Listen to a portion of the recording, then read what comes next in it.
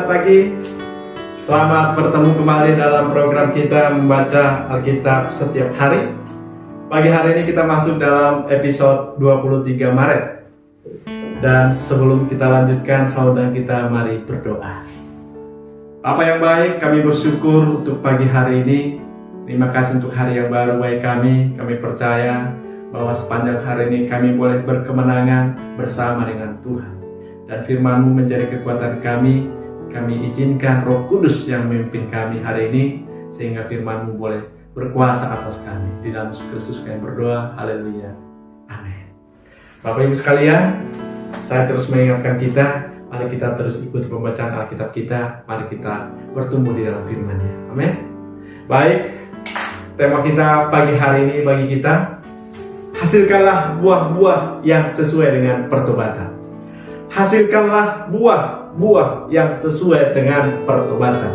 Saya bacakan dari Injil Lukas pasal yang ketiga ayat yang ke-8. Jadi hasilkanlah buah-buah yang sesuai dengan pertobatan. Dan janganlah berpikir dalam hatimu Abraham adalah bapa kami.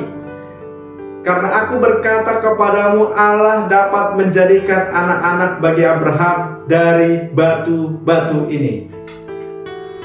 Bapak Ibu yang kasih Tuhan, pertobatan sejati adalah pertobatan yang menghasilkan buah-buah nyata dalam kehidupan kita sehari-hari. Amin. Pertobatan sejati adalah pertobatan yang menghasilkan buah-buah yang nyata. Dan itu nyata dalam kehidupan kita sehari-hari. Yohanes mengingatkan orang-orang Yahudi, juga mengingatkan orang-orang yang percaya, bahkan juga mengingatkan kita. Jangan kamu bangga bahwa Abraham adalah bapa kami. Jangan bangga bahwa kita adalah menjadi ahli waris. Alkitab mengatakan bahwa orang-orang yang percaya berkat Abraham menjadi bagian kita juga, orang-orang yang percaya. Amin. Tapi jangan bangga dengan hal itu, tetapi harus menghasilkan buah-buah yang sesuai dengan pertobatan kita. Yohanes menentang kemunafikan. Yohanes Pembaptis menentang kelicikan. Yohanes berani menyuarakan kebenaran. Tidak ada yang abu-abu di dalam Tuhan. Amin. Tidak ada kompromi, saudara. Setiap orang harus diarahkan kepada pertobatan. Dan Yohanes melakukan itu, mengarahkan orang-orang kepada pertobatan. Dan kita melihat di sini pelayanan Yohanes membawa banyak orang untuk memberi diri dibaptis sebagai tanda pertobatan. Mereka berbondong-bondong datang memberi diri sebagai tanda pertobatan. Karena apa? Kalau tidak bertobat, dia akan binasa. Kapak sudah tersedia, dikatakan saudara. Bagaimana kita bisa menghasilkan buah-buah pertobatan? Bagaimana kita menghasilkan buah-buah pertobatan? Yang pertama, saudara, kita harus mempunyai kehidupan yang baru. Manusia harus mempunyai kehidupan yang baru, yaitu yang dimulai dari pengampunan, saudara. Jadi kita harus lebih dahulu mendapatkan pengampunan dari Tuhan. Dan Yesus sudah mengampuni kita di kayu salib. Harus kita mulai dari situ. Karena apa? Tidak ada kompromi di dalam Tuhan. Kita harus meninggalkan baju yang lama. Kita tidak bisa memakai baju yang lama terus kita pakai baju yang baru. Tidak bisa, saudara. Kelicikan, dosa-dosa masa lalu harus kita tanggalkan. Dan harus memberi diri dibaptis sebagai tanda pertobatan. Amin, saudara. Harus mempunyai harus mempunyai kehidupan yang baru. Kita harus lahir baru di dalam Tuhan, sehingga kita bisa mengarahkan hidup kita kepada buah-buah pertobatan itu. Harus menyelesaikan semua masa lalu kita di bawah salib Kristus. Maka kita bisa melakukan, kita bisa berbuah Dan pertobatan kita boleh terlihat dari buah-buah yang dihasilkan.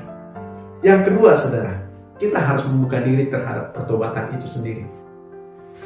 Kita melihat dalam Lukas pasal yang ketiga, yang ke-10 sampai 14 dikatakan, orang bertanya kepadanya, jika demikian, apakah yang harus kami perbuat?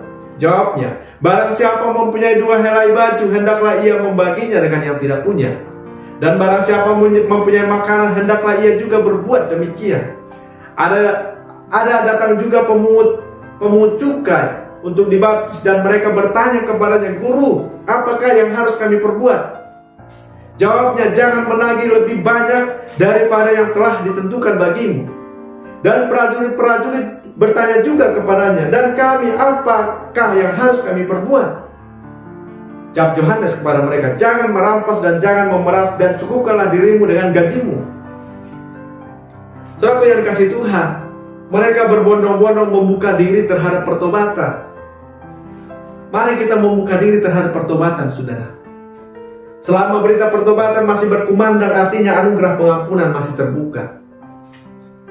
Selama bertobatlah masih dikumandangkan bagi kita, artinya anugerah pengampunan masih terbuka kepada kita, saudara.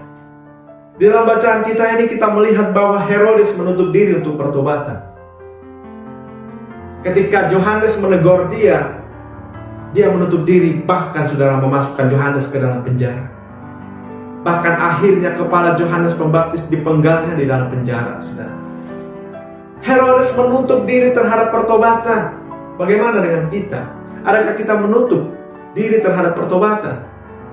Adakah kita seperti Herodes? Tapi mari saudara, seperti pemungut cukai ini, mereka membuka diri terhadap pertobatan. Prajurit-prajurit datang untuk bertobat. Orang-orang banyak datang berbondong-bondong untuk menerima baptisan sebagai tanda pertobatan. Mari membuka diri terhadap pertobatan. Maka kita akan bisa berbuah sesuai dengan pertobatan itu. Yang ketiga, saudara, mari mengarahkan langkah hidup kita kepada Kristus. Amin. Mengarahkan langkah hidup kita kepada Kristus. Lukas 3 yang ke-16 dikatakan, Yohanes menjawab dan berkata kepada semua orang itu, aku membaptis kamu dengan air, tetapi ia yang lebih berkuasa daripada aku akan datang, dan membuka tali kasutnya pun aku tidak layak. Ia akan membaptis kamu dengan Roh Kudus dan dengan api. Yohanes Pembaptis mengarahkan setiap orang-orang yang percaya supaya mereka mengarahkan langkah hidup mereka kepada Kristus. Karena Kristus akan mengutus Roh Kudus untuk menolong kita, untuk kita bisa menghasilkan buah-buah sesuai dengan pertobatan kita. Jadi saudara, bukan karena kekuatan kita, saudara, tetapi karena Roh Kudus ada bersama-sama dengan kita. Makanya mari kita mengarahkan langkah hidup kita kepada Kristus. Jangan mengarahkan langkah hidup kita kepada kekuatan kita sendiri, kepada pemikiran kita sendiri. Tapi mari kita mengarahkan langkah hidup kita kepada Kristus. Maka kita bisa berbuah. Dan buah-buah yang kita hasilkan itu memuliakan Tuhan. Amin. Demikian renungan kita pagi hari ini. Mari kita berdoa. Terima kasih Tuhan untuk pagi hari ini, renungan firman Tuhan yang boleh kami dengarkan. Tuhanlah memberkati, Tuhan mengurapi firman-Mu sehingga menjadi rema dalam hidup kami. Di dalam Yesus Kristus kami berdoa. Haleluya. Amin. Selamat pagi, selamat beraktivitas. Tuhan Yesus memberkati kita. Shalom.